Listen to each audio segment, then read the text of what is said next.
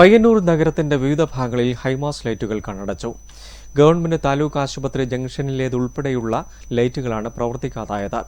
വിളക്ക് തൂണുകൾ കണ്ണടച്ചതോടെ യാത്രക്കാർ ദുരിതത്തിലായി. വലിയ സാമ്പത്തിക മുതൽമുടക്കുള്ളവയാണ് ഹൈമാസ് ലൈറ്റുകൾ.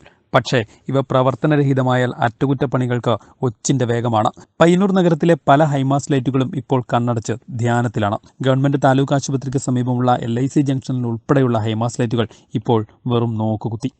അവിടെ പകലെന്നോ രാത്രിയെന്നോ വ്യത്യാസമില്ലാതെ നിരവധി ആളുകൾ താലൂക്കിൻ്റെ വിവിധ ഭാഗങ്ങളിൽ നിന്ന് വന്നു പോയിക്കൊണ്ടിരിക്കുകയാണ്. സന്ധ്യയായി കഴിഞ്ഞാൽ ഗവൺമെൻറ് ആശുപത്രി ജംഗ്ഷനിലുള്ള ആ ലൈറ്റ് ഒട്ടും പ്രകാശിക്കുന്നില്ല. അവിടെ ബസ് സ്റ്റോപ്പുണ്ട്, LIC ഓഫീസുണ്ട്. ഒരുപാട് ജനങ്ങൾ വളരെ ദൂരത്തു നിന്നും താലൂക്ക് ആശുപത്രിയിലേക്ക് വന്നിട്ട് പോകുന്ന ഘട്ടത്തിൽ ലൈറ്റില്ലാതെ ബുദ്ധിമുട്ടുന്ന ഒരവസ്ഥയാണ് കാണുന്നത്. നേരമിരുട്ടിയാൽ ഫുട്പാത്തിലൂടെയുള്ള കാൽനട യാത്ര ഏറെ ക്ലേശകരമാണ്. സ്ത്രീകളടക്കം സന്ധ്യയ്ക്ക് പോലും സമീപത്തെ ബസ് കാത്തിരിപ്പ് കേന്ദ്രത്തിലിരിക്കുന്നത് ഭീതിയോടെ. തകരാറ് പരിഹരിച്ച് വിളക്ക് തൂണുകൾ വീണ്ടും പ്രകാശിച്ചു തുടങ്ങുന്ന പ്രതീക്ഷയിലാണ് എല്ലാവരും. News bureau, Payyanur.